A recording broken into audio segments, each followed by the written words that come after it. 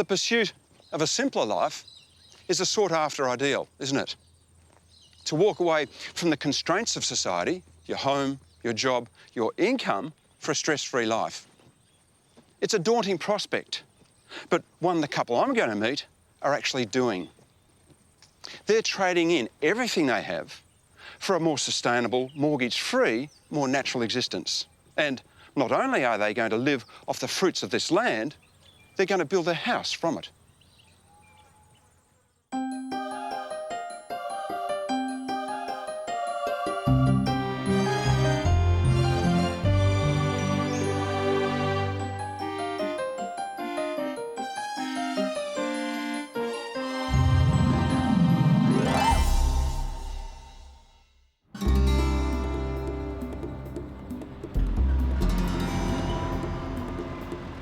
For 20 years, the regular routine for Dean Lamb has been getting up at 2 a.m, travelling to the Melbourne markets to source produce for his 2 greengrocers shops an hour and a half away in Warragul. Give me 2 boxes, one for each shop. 2 boxes of it? Yeah. But it's a way of life that will soon end, as he and his wife Sherrill have had a massive change of heart. Look, the passion's gone now. I used to love it. I used to be, I couldn't wait to get out of bed to come to market or to go down and set the shop up. But the passion's not there anymore. I don't want to jump out of bed. So I thought it was time to stop and find that passion again, because I don't want to be old for a long time, and I was starting to feel old, and I wanted to do something that fires me up again. Got some Jet pumpkin here for another look. Up here? Yeah. Some might call this a midlife crisis. They might go on holiday or take up a new pursuit, but not Dean. What he and wife Sherrill are planning is far more dramatic. Well, I'm going to sell my house as well as my business, and we're going to build our own house from scratch. So I want to build a Strawbale house. I want to do everything. I want to dig the footings.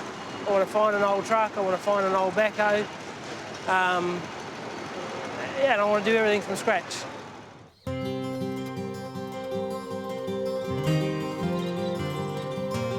In fact, they're completely uprooting, not only selling everything, but moving 2.5 hours away to be closer to family, at Pipers Creek in the Macedon Ranges, an area surrounded by an abundant resource of the straw they want to build from, but little else.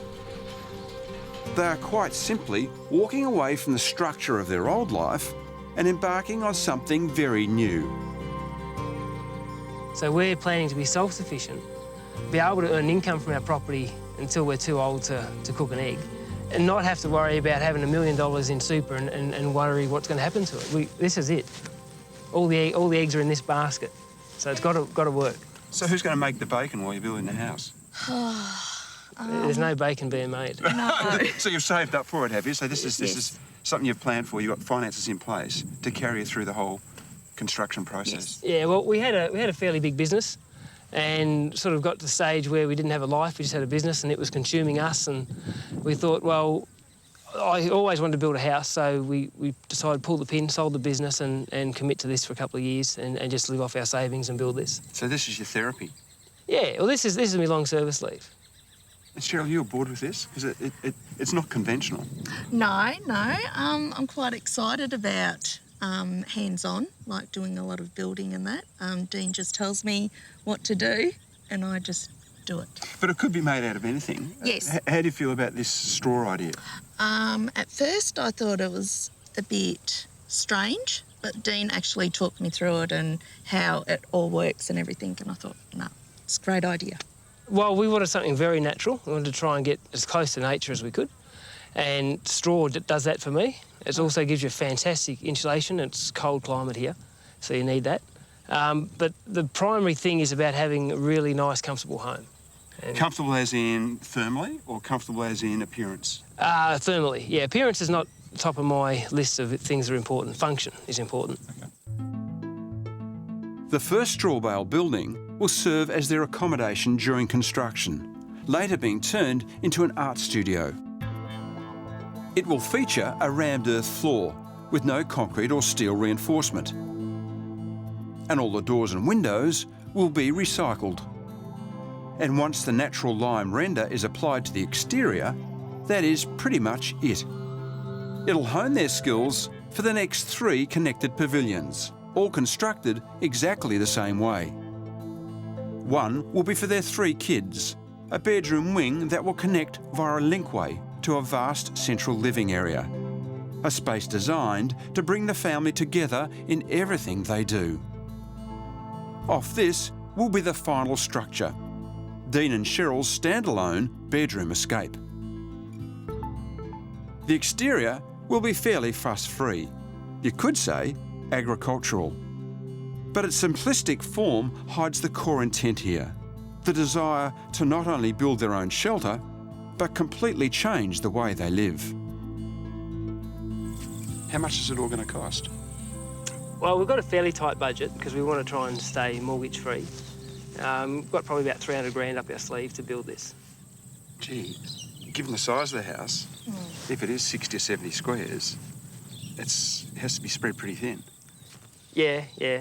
I've done the sums on the first pavilion, and I think we can build that for about between 20 and 30,000, 20 squares. That's very affordable. Yeah, it is. But I'm a bit of a hunter, like I'll hunt and hunt and hunt. Scavenger. Yeah, scavenger, until I find what I want at the right price. I've got one mate who's going to come along and help, and then we're just going to see if we can get a few volunteers. Volunteers? Yep. So it really is a community building project. It is a bit Amish. Yeah, it is, but I actually want to run a workshop as we build to earn a little bit of income and also to teach people about Strawbale and to help us get our house up. So how long will this take you, this Strawbale house? Well, from start to finish, I reckon 18 months, but we want to be in the first pavilion in 4 months.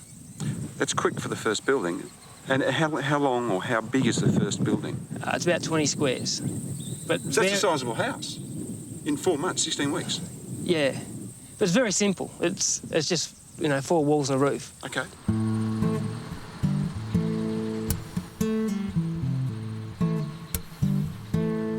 Theirs is a very simple idea. To take something that's in plentiful supply around them, something that is actually a byproduct, the humble straw bale, and use it to make shelter. The insulation qualities of this rudimentary block are well documented, as is their low cost of about $4 a bale. And you need a lot less of them than normal bricks. How many bales do you need for your place? For the main house, the 3 main pavilions, we need 900 bales, or 850, but we'll sort of round that up to 900. And how many on this truck? 200, I think. Okay, so it's about sort of 4 or 5 truckloads. Yep. Which I would have thought it doesn't look that much, actually. It doesn't look that... I mean, what surprised me is it's almost a house in the back of the truck. Isn't it? Yeah, well, if you think this is solid all the way through for 2 metres. So this is almost a small house, right here. Yeah, probably about 18 squares you build with that. Which is pretty bizarre, isn't it? Because you look back in that paddock and you think, oh, there's a house sitting out there. Yeah, a couple. It's like picking up daisies. Yeah. It's free building material, almost. Yeah. Just lying there. Yeah. That's only one component of it, though. Oh, sure, there's a render in the roof. Yeah. But the bulk of all the walls, which is the key ingredient, the key ingredient for your house is this material to make it work. Yeah, for sure. And to think it's just down the road, you can pick it up, take it back to your place, and you've got instant house. Well, I think you can grow your house. Yeah. It's just a bit of water and sunshine and it'll be back again next year. Yeah, yeah.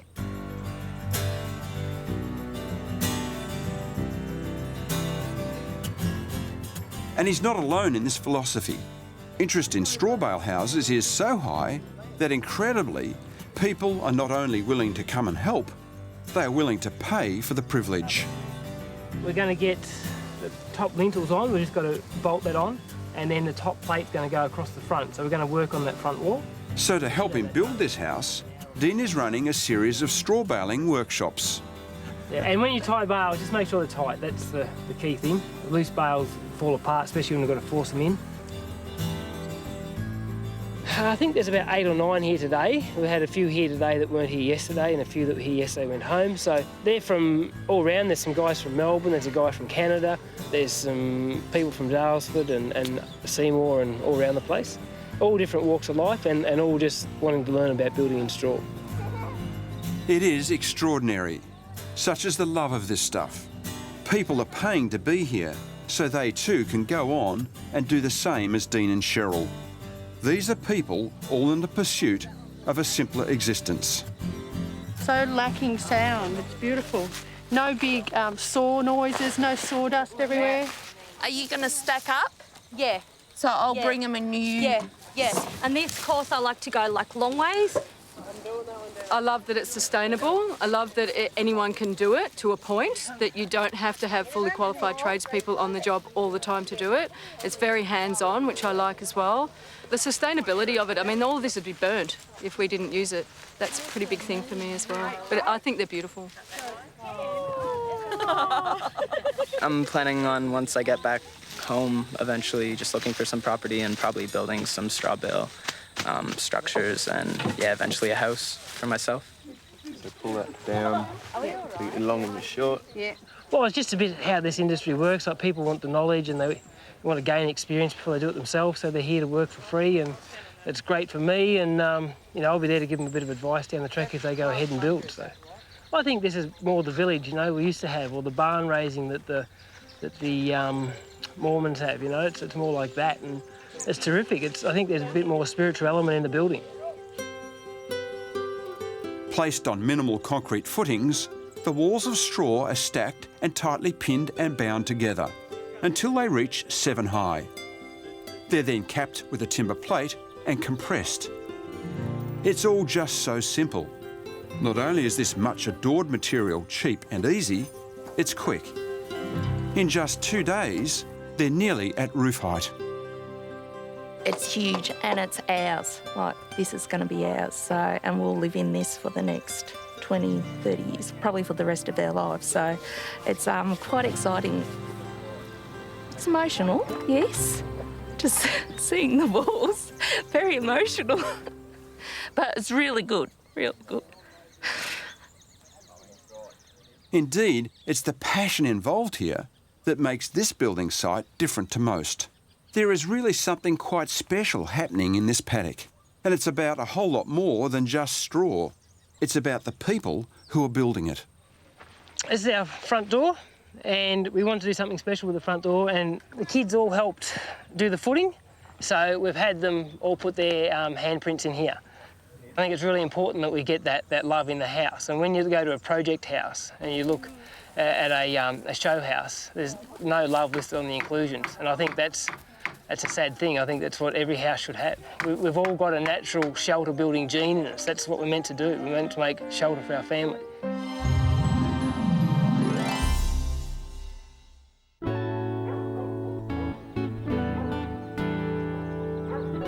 They're only 2 weeks in, but at Dean and Sherrill's house of straw at Pipers Creek, thanks to communal power, the walls of the studio pavilion are up. With the workshops over, the barn-raising spirit has, for now, disappeared, as Dean is left to create the roof structure on his own. Hey, Dean. Hey, Pete, how you How you going? going? And deal with the problem of trying to waterproof this pile of straw bales. Yeah, well, this happened the last day of the workshop. We had 30 mil of rain, and this has just been put on, and the lime render was So still all this is just washed off. washed off, yeah. And I was a bit concerned about the bales, but we've been fortunate to have dry weather. Is this sort of throwing a bit of doubt on this construction method, to see it just wash off so easily? I was a bit despondent the day after the rain. I bet you were. Yeah. Because this doesn't go up easily. No, I didn't want to do it again, and I just had my fingers crossed for some sun to dry it out. It highlights the perils of working with such organic material. Here, it's one on top of the other. Lime render on straw bale. But Dean and Sherrill wouldn't have it any other way. It's pretty substantial. Building in this truly natural manner is an active choice that permeates every design idea. The other thing I noticed about this space, unlike any other house half-built I've been into, Yeah. we're still standing in the paddock. Correct. There's still grass going in under our feet. Yeah, you think we should mow that? Well, yeah, I suppose you could, but what's your plan here? Well, we want to do a rammed earth floor. Well, there's a theory I've read about that we actually pick up energy from the earth. We get revitalised from being connected to the earth, and we're always isolated. And you think about any other electrical appliance, it's always grounded, but we're not grounded every day. We want to avoid Rio in the slab because the reinforcing in the slab sets up a Faraday cage, which stops the earth's energy coming into the home. So I know it's a little bit out there with the fairies, but I buy it, and I want to build a house that worked with those theories. Experimental earthen floors hark back to an ancient way of building, which is exactly in keeping with their entire ethos. Even the filler that plugs all the holes in the straw bales prior to the render being applied is as organic as it gets. And it's the kind of organic that doesn't require a certificate to prove it. It's definitely what it looks like. It's all a case of using the natural qualities of what they've got at hand. Ancient England, they used cow manure, and even in Africa, they used cow manure for a render. And it also repels water. See how it hasn't broken down with the rain? It's quite firm, the top. Yeah, it's actually got a water repellent in the manure. So But it's only a very small pat compared to the amount of mix you're making. It would still make a difference, do you believe? No, I just wanted to watch you pick it up. This filler, called cob, is a mix of clay, sand, straw, water, and those fresh cow pats, all sourced from the land on which the house sits. It's beautifully simple, if a completely lost art. As a society, we're so far removed from making shelter. When it's really something we've done for generations, you know? It's something that should be really simple. One thing's for sure, this is not sanitised. No, who would want that? This is totally raw. Yes, yep. Which is its joy. It's like you're having too much fun. It can't be part of the construction industry. It's like a game. Well, that's how life should be, isn't it? If all buildings could be this pleasurable, there'd be no contracts. All that energy's going into the into the house. That was. Oh, yeah, watch it. Look out, it's on. It's on.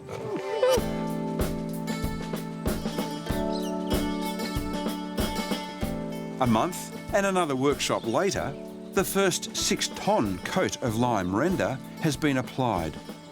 And the place, for the first time, looks a little more regular. But getting the first coat on has been back-breaking work.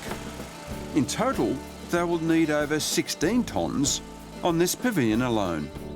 And whilst it can be done with a pump, Dean has, of course, chosen the more manual method.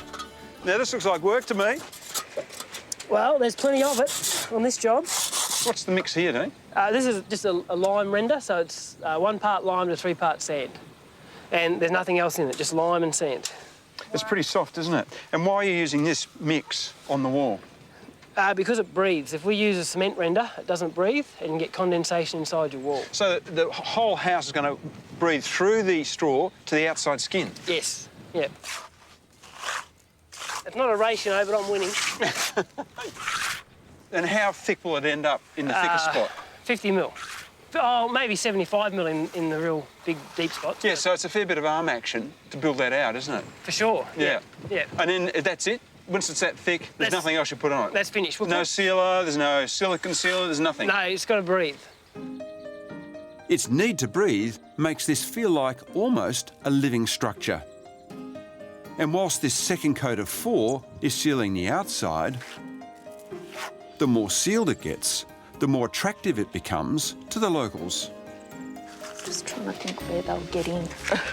Rats and mice have been discovering that this might be the perfect insulated home for them. But even the deterrent of rodents living within their walls hasn't affected the positive energy. Are you excited to see this as a building now? Yes. Out of the ground with a roof on? Yes. So do you stand back and look at it and go, that's mine? Yes, we do. And we stand back and actually look at the studio and just think, wow, it's all coming together. It's great. They do have reason to be excited. It's impressive what's been achieved here for around 35 grand. And it's not just due to the labour savings, but Dean's hawk-eyed approach for a bargain. So often windows are the thing that holds a project up. But Dean already has all these windows. In fact, he got them before he'd even completed the design. So how much did this batch cost you, all these windows? Was it, what, a dozen windows? Well, these two here I bought for $1. You're joking? No. And then, that one was a bit extravagant. That was $40. And those other 3 over there were 3 for 99 cents. 3 for 99 cents? Yeah. That'd be your best buy so far? Yeah, it was pretty good, pretty good. They had a broken pane, so nobody bid on those. You're a champion. So, well, we like a bargain, yeah. Yeah. Oh, you didn't have to tell me that. It's an extraordinary back-to-front way of planning a building.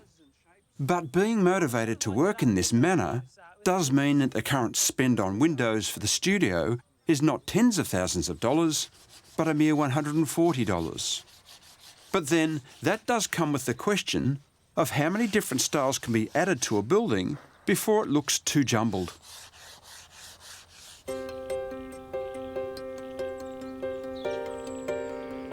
They do get some respite, at least, from the work in the studio, as a key component for the main room arrives.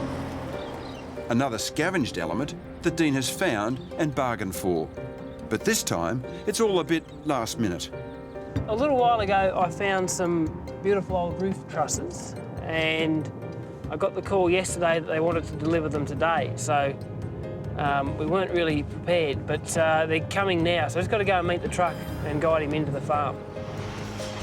So I can pull this gate post out here if you want to. Impressive as they are, this is a totally unplanned diversion. All Dean knew was that he wanted old trusses. He had no idea where they'd come from, or indeed how big they'd be, let alone whether they'd fit through the front gate. No, it's not going to go. They're big, but they're going to look awesome in the place. But even the rods in the middle, I reckon they'll look absolutely fantastic. It's going to be great. Can't wait to get it all done now. Thing is, they hadn't found them when they submitted the plans to council.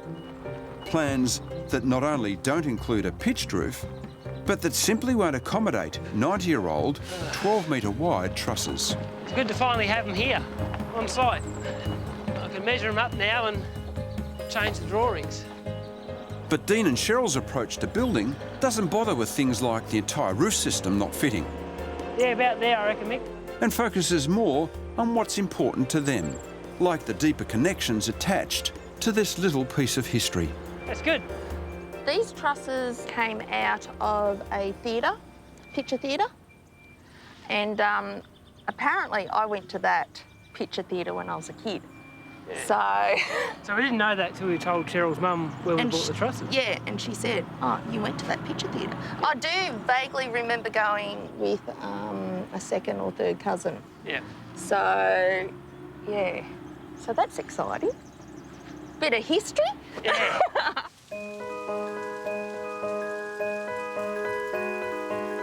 After the excitement of the trusses, however, work on site virtually grinds to a halt. Weeks of bad weather slow any further work on the exterior. And on the inside of the pavilion, Dean has been forced to adapt his rammed earth floor idea. His initial test areas didn't dry for over a month, and some of it ended up cracking. So he's now been forced to use more cement in the mix, to both add strength and speed up drying. But even doing it this way is an unknown, not to mention a return to snail's pace building. Motivation goes in waves at the moment. Some days I'm really keen, some days Sherrill has to give me a bit of a kick along, and other days I'm really not up for it. They were supposed to be living in the studio by now, but instead are renting a small cottage down the road. Yet another drain on their finances, at a time when they've already spent more than they hoped.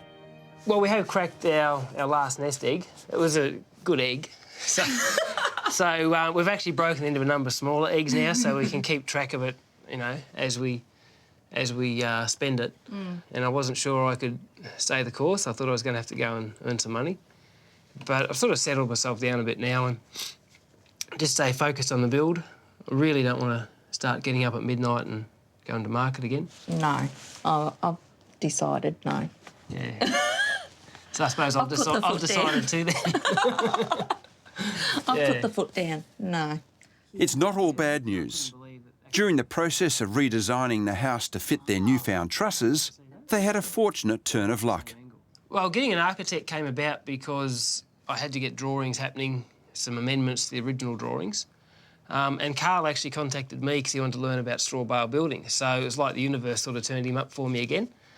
And I had a chat to Carl and I said, could we do something where I give you some training on Strawbale and you do the drawings? And he was really keen to be involved with the project, so we were able to do a deal and we got Carl on board, but we needed some help.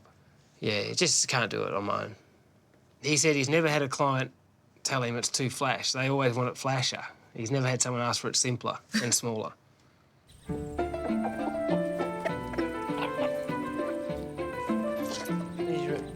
So we've got 2.9 metres in there. Oh, this is a bit big. It means the new design can be locked in and signed off with the council, leaving Dean more time to focus on fixing up the studio with any recycled materials he can, just in time for Christmas. But even with deals done, extra help costs extra money. And the whole idea of a simpler life now seems further away than ever. Well, yeah, really got no clear idea what we'll do next. We have to put all the cards on the table and have a look and decide. Yeah, so this might be it. We might, I know originally we said we want to build the whole thing, but the reality might be we're in here for a couple of years before we go on with the rest of the house. We don't want to end up in a heap of debt and have a lot of mortgage stress, and it's probably a big ask to build what we want to build and not have a lot of debt. Yeah, but we'll just see. I won't give up just yet.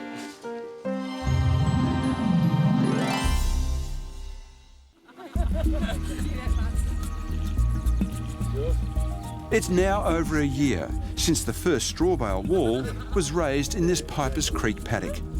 But the mood on site today is very different to the barn raising that preceded it. They are finally starting on the 3 pavilions that will make up the main house, the foundations of which are being formed with concrete and steel reinforcing. This is biting the bullet for Dean and Sherrill, succumbing to not only using an architect, but more conventional methods, and not to mention debt. I'm just a spectator today, so it's probably the most expensive show I've ever been to, though. It may be quick, but for Dean, this represents a major compromise. Beaten into submission to use materials he'd been trying so hard to avoid. I really am disappointed about so much concrete being used, you know, and I've chatted to Barry and a few of the other guys, and in Europe it's not done like this. Like, to me, it's just a waste of dollars and concrete and bad for the environment, but I can't seem to get it passed unless we do it this way. I don't know, the overall idea of the family complex is still there, but we've compromised on things to make it happen quicker, you know. It probably would have taken 3 or 4 years to keep going the way we were. So I think this way we get an end date, and we mightn't get it finished, we'll probably run out of money, but we'll get it close. To Dean, this really is giving in, but at least it's moving. It's just a shame that it tarnishes his original vision in so many ways. You know what I'm going to say? More compromises. You know what I'm going to say? Yeah. Where's the purity of this? You want to be connected to Mother Nature. You want to feel the energy coming through the ground, no reinforcement. Well, now I'm connected to bureaucracy. Is that right? Yeah. So it's a building permit issue? It is. It's an engineering issue, architect issue, building inspector issue. It sends me nuts when I look at the amount of concrete and steel in there, not just for the money point of view, but just the whole idea of it. You know, what I see is that you're terribly annoyed you're not in control of your own destiny, and you're having to spend a lot more money to conform with regulations where you're a guy who's been able to get round all that in the past. Yeah, and I'm probably a bit angry with myself I didn't persevere a bit more and just tell them we're going to do a dirt floor again, because we managed to get that through here, although I wasn't entirely happy with the process because it took me 8 weeks and nearly killed me. Mm. But isn't that part of it? Isn't it that this new process, this new, you know, engage a builder, engage an architect, is actually going to get the job done for you? It'll get the job done. Yeah, you're going to end up a broken man if you try and do these other 3 buildings. Well, that's right. Like, after this, we sort of come to the realisation that we had to get some help. It's not as romantic as an earthen floor, but there are practical reasons why concrete and steel are so reliable. One of which is time.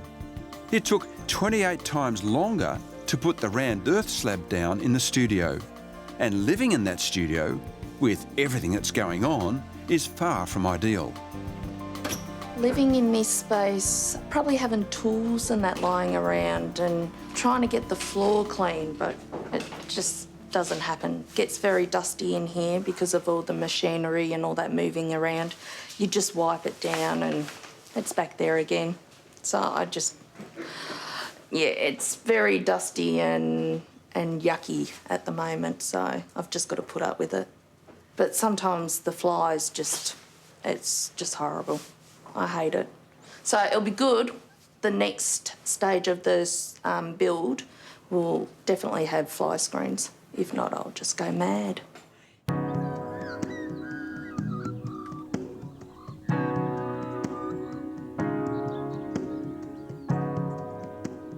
With the concrete in, the site is soon ready for the installation of the 90-year-old cinema trusses. A process that will see a return to a far less uniform material for Dean to wrestle with.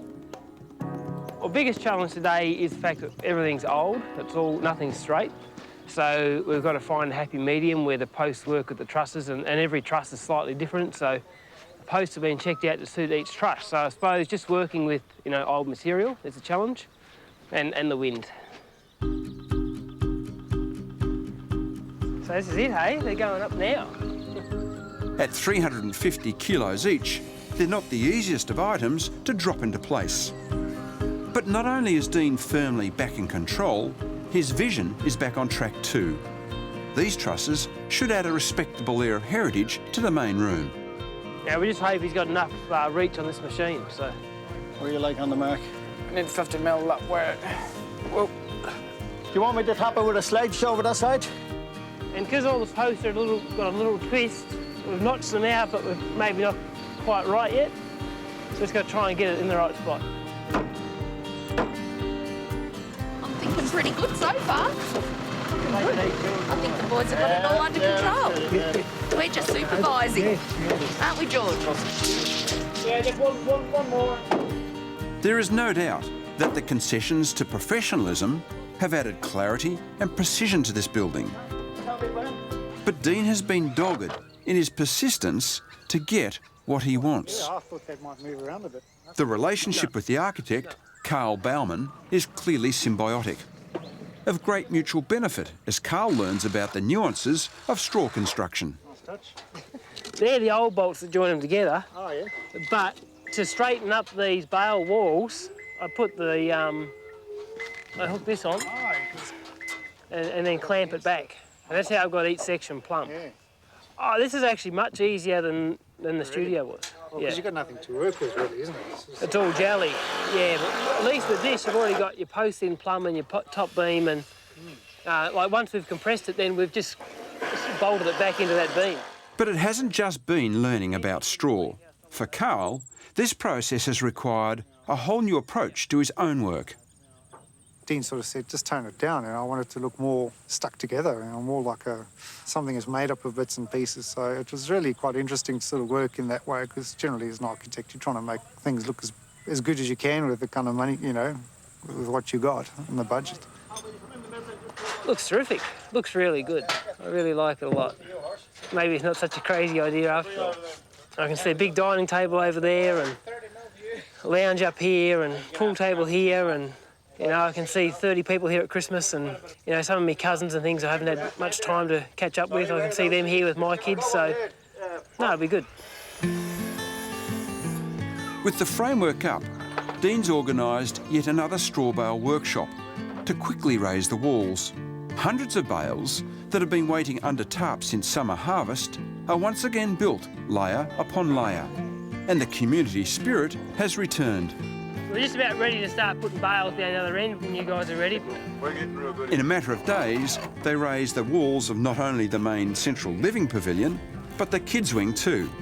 In fact, they were maybe a little too quick, as they forgot one of the windows. I'm sure it would have been a lot easier to put the window in first. Probably wouldn't be as much fun though.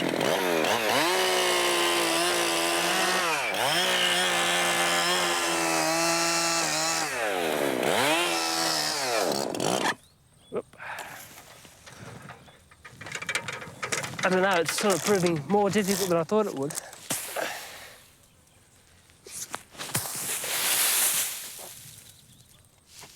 Well, the bales have actually fallen apart right back to the next bale, so we'll have to put the window frames in and then make a heap of short bales to put in here. It's not quite as simple as cutting a hole in the wall.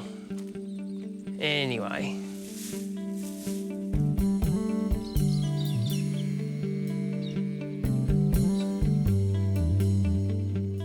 Accelerating the progress, as they have been, means that by the following spring, they are in a good place.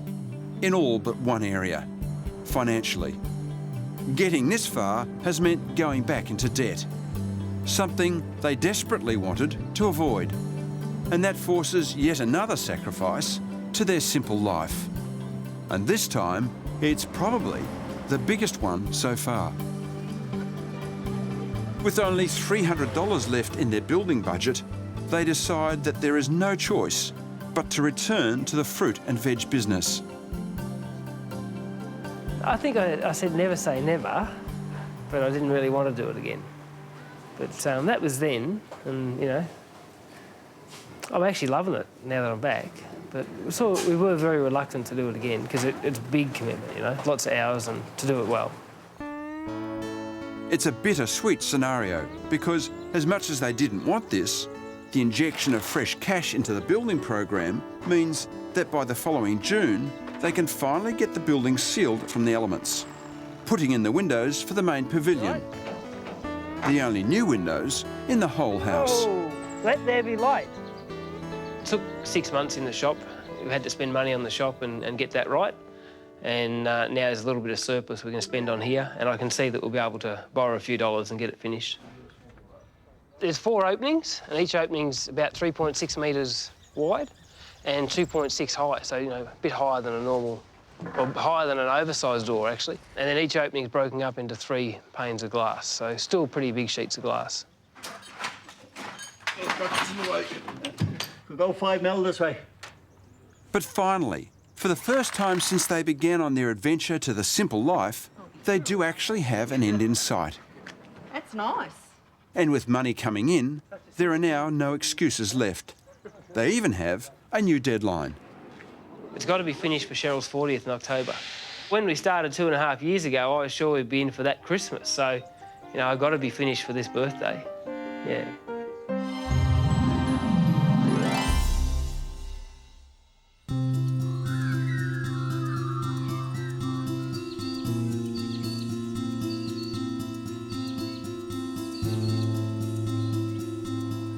I first visited Dean and Sherrill nearly 4 years ago, a time when their vision of pure, sustainable, debt-free living was still alive and kicking. A time when they thought they'd be finished in a year. That vision, of course, has been bruised on its journey. But they didn't give up, and now they have not 1, but 4 separate buildings. They haven't built a house. They've built a village.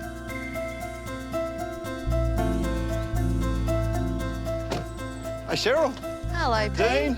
Hey, Pete, how you going? Good to see you. Yeah, how you going, Sherrill? Hello. How's things? Good. Good. Looks fantastic coming up the drive. Thanks. Is it all done? No, not quite. Doesn't look good. Close, we're close. How close? This close? Oh, well, you must have done a power of work recently. We have, yeah. Looks terrific. Pulled out all stops to try and get it finished and get moved in and start to enjoy it rather than just build it. Yeah. Come on in. Have a look. With the feel of a gaggle of farm buildings built over time, these monochromatic forms sit rather humbly in this landscape. There's a clear agricultural language being spoken, but what's most surprising is their uniformity.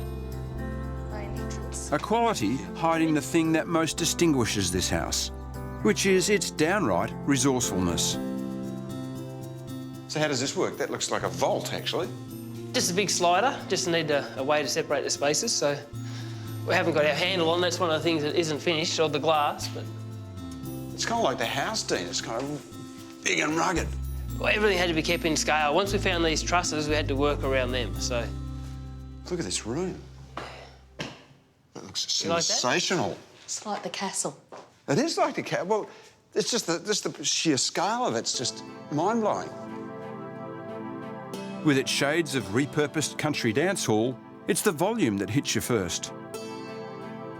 Supersized width and height, creating a space that evokes ancient ways of communal living. In no way does this feel like a new building, and a large part of that success is due to what's happening overhead. And the trusses kind of take you up higher, don't they, Dean? They sort of lift your eye up. Yeah, they've got a lovely shape, yeah. And that's why I had to do something a bit different with the ceiling as well. So you've got all corrugated iron on the ceiling, which is a bit of country coming to the house, isn't it? Yeah. We actually waited a year to find second-hand galvanised iron in that length. It's so well finished. But everywhere I look, looks like you've had your hands on it. You know, you can see sort of a hand touch. It's got a craft to it. Dean has done everything. Like, he's done all the designs and everything. So he'll just tell me what he's going to do, and I'll just say, yes, that looks good. It's a big room, though, isn't it? It's huge. a hell of a room. Huge. I mean, it feels like you'd have all the neighbours in, have a country event in here. I mean, it's sort of set up for that, isn't it? For sure. I think the important thing is that it is a place of, you know, getting together and get as many people here as we can and have a ball. Yeah. It's all massive and tough, but still refined and surprisingly clever. There's no aircon here. Instead, the area is cooled by natural cross breezes. Heating comes from one central fireplace, boiling water that's piped throughout. Dean's achieved the thermal comfort he aspired to, and even the stuck-together feel he wanted, albeit a carefully planned version. Interesting the way you've handled the space, because you've got these pods behind us that have got, you know, I think it's a bedroom this side. Yeah, guest room there, and then a service pod here. So this is Carl, the architect, which, you know, I never needed an architect because I knew everything, but that's when I got Carl on board. He says modestly. When I got Carl on board, he came up with this idea, and it was fantastic. Great way to still enjoy the trusses and have rooms. It just really, really works. Yeah, yeah. So, because it's a way of letting the trusses float through above, yeah. That's right, yeah. So really grateful for those ideas, yeah. Goodness me. Yeah. This is one hell of a kitchen. It is not going anywhere, this one. No. It took a long time to reveal the glory in it, you know? Like, it was a rough cast, well, hull for a long time, you know? Yeah, yeah. And you've gone concrete, not just thin concrete, big slabs of it. Was that because it was easy to pour, or what was the thinking? Again, keeping the scale to those trusses, but also bring some thermal mass in. There's 6 tonne of mass in here. Oh, a 6-tonne kitchen. Yeah. What a cracker. Yeah. So you're not going to move the benches ever? We hope not. No, not easily, anyway. No. What opened the door to a concrete kitchen was the sea of concrete underneath it. Concessions to building codes that not only put a dent in their pure ideals, but also their budget. Their wildly optimistic $300,000 start price ended up being doubled. Still, there's a lot of building here for $600,000. 4 buildings, in fact. And they have a purer soul than most. Did you buy anything new at all? It's like everything's got a story behind it. Have been able to source it in an alternate way. But you haven't bought a lot new. I want the windows across the front are new. All the others across the back have been put together. So really what you're saying is kind of 90% of the house, it's either been purchased locally or off the land. Yep. And second-hand. Mm-hmm. Yeah, yep. Yeah, probably only 10% new component. Yeah, love that. Also, I was trying to watch waste creation as we went along. With the studio, we got away with only created 3 cubic metres of waste. It's nothing. Everything else we could compost. Plasterboard is all gypsum, so that all went on the compost heap. Here we've generated perhaps 10 or 12 cubic metres of waste. And we've saved a lot of stuff that was on its way to landfill. So I sort of did a rough sum. I think we've probably pulled 20 cubic metres out of landfill that was destined to go into landfill. So we've probably got a net gain there of, 10 or 12 cubic metres. Wow. There you go. So this is the hangout space for the children's area? It's a great little spot. It is. Good size for them. Yeah. And it feels like they kind of got their own house here. And in this room, as opposed to the main living space, you can actually start to see the way the house was constructed, Dean. Yeah. This is a celebration of all your hard work here. You can have a sense that there's a certain mass in this wall. Yeah. You know? Yeah. Touch it. Well, it feels good to touch. Everyone loves it. Everyone touches it. What is it about that? Probably I'm not quite sure. They just want to touch the walls.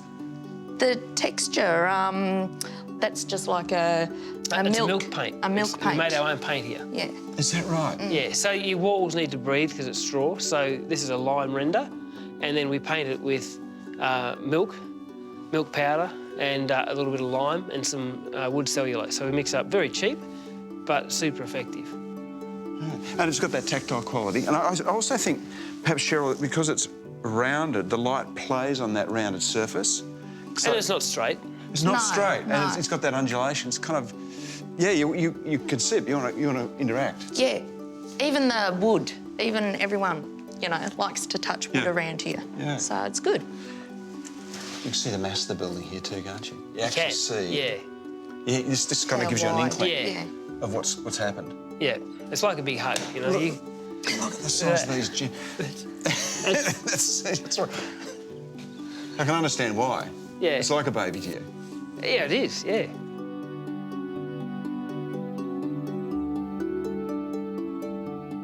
Going forward with this, you know, you've got a lot of living to do in here. Does the building kind of feel like the way you wanted it to feel? Because there was a big environmental agenda here, wasn't there? You know, how's all that coming together for you? I think, for me, I've been worried that I've neglected the kids a lot over the last few years. With the agenda that I'm trying to build a family, you know, something really special for them. You know, early in the piece, they saw that, then they haven't got the attention span I've got, and I understand that. And so there's been a lot of grating and grinding between me and the kids of, you know, Dad's pushing us along and we're sick of it, and why don't you just go and get a brick house sort of thing. Mm. And when I saw the girls' excitement... Moving in, yeah, great. You think it's been a good lesson for them?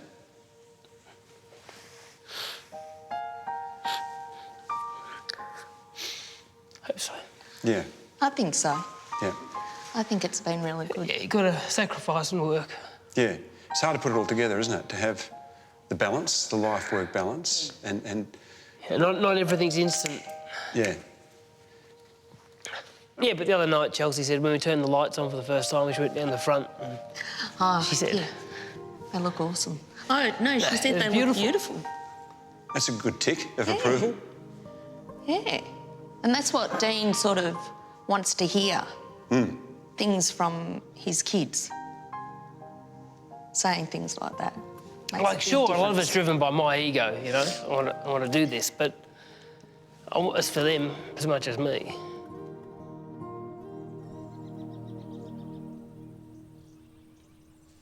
I admit I'm at loggerheads. The architect in me says there's a host of reasons why this house shouldn't work. But it's the way he's done it that gives this place such life. Dean's creative, industrious and super frugal nature has built this house from the very land it sits on. Salvaging, recycling, reusing, transforming into something functional and something deeply personal. This house not only has a deep connection with the land it sits on, but with the family and the community that have built it. Dean and Sherrill stepped outside their comfort zone and built something that has real meaning to them. It may not be their mortgage-free, simple existence quite yet, but I reckon it's a lot closer than you and me.